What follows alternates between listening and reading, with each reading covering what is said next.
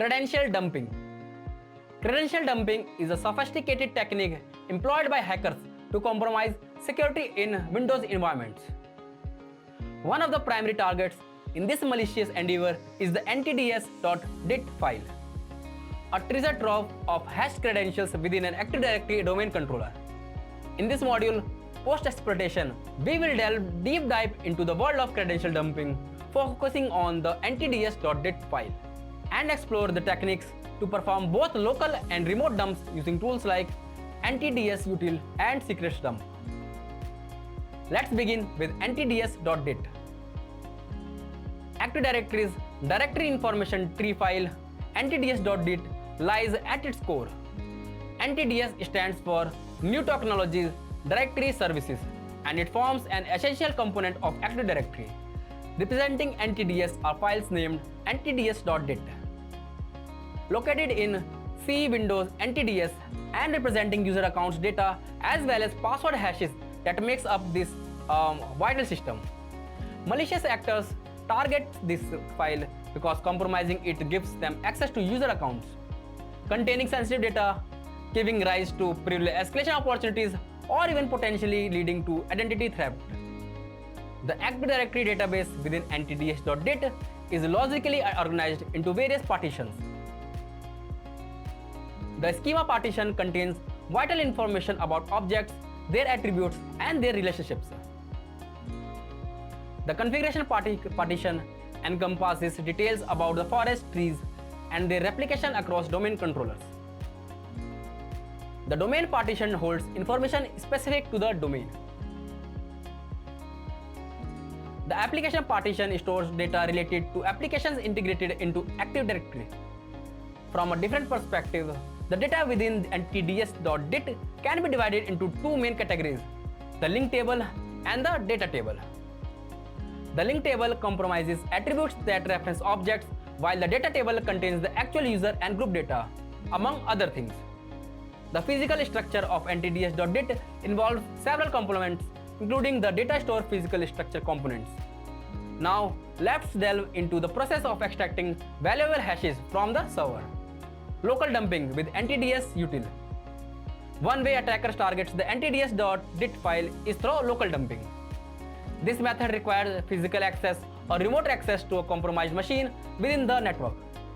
The process involves using the ntds.tool, which is available on Windows Server operating systems. Now let's see how we can dump the ntds.dit using this method. Even though this is used to locally dump the hashes, we will use evilwinrm to connect to the domain controller remotely to dump this. Open up Kali and run evilwinrm along with the IP of the domain controller. We can use any high privilege user to spawn a partial session such as domain admins, but for now we are using the local administrator account along with its hash that we have obtained through llmnar poisoning.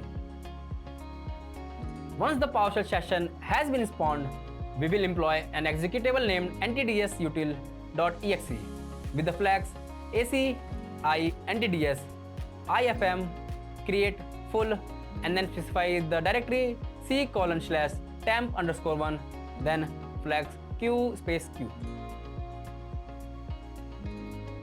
First, it activates the install from media ifm mode for the Active Directory ntds instance.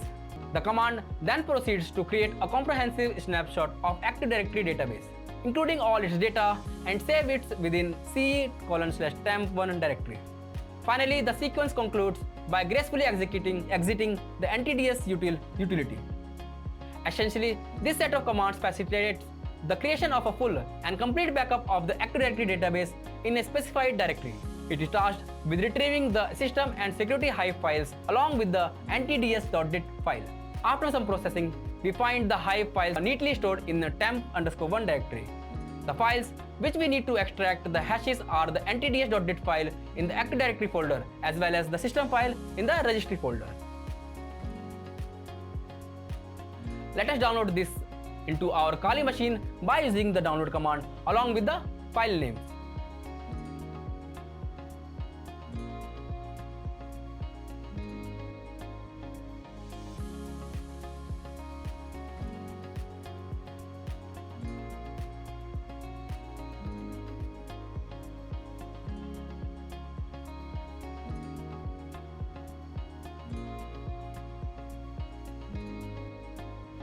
Now we can use secret dump to extract the hashes from these files. We need to use the flag NTDS and system to pass the respective files along with the local to specify that we are dumping the hashes locally. We can see that the secret dump passes through the files and dumps all the hashes of ntds.dit file. Furthermore, we will look at remote dumping with secret dump. In scenarios where remote access to a domain controller is available, attackers can utilize tools like secret dump from the impacted toolkit to extract credentials from the ntds.dit file. We will now look at how we can dump hashes remotely using secret dump. You can use any of the hashes or passwords of high privilege users that we had obtained during our exploitation phase, as well as the credential of the DC sync user created during IPv6 DNS takeover attack. Here, we will be using the DC machine account hash that we have obtained by performing shadow credentials on the domain controller.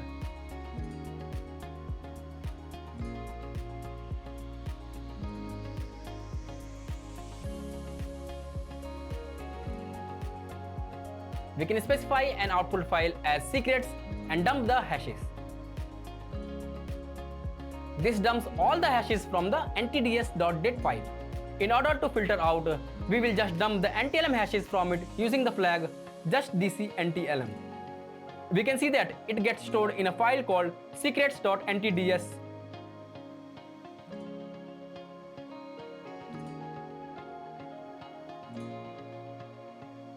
Now let's try and crack the hashes obtained using John.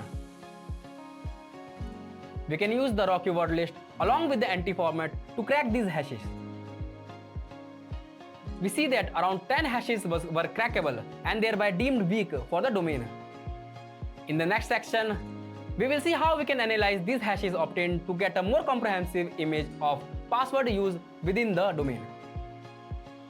Credential dumping, particularly targeting the ntds.dit file, is a potent technique used by attackers to compromise Active Directory environments.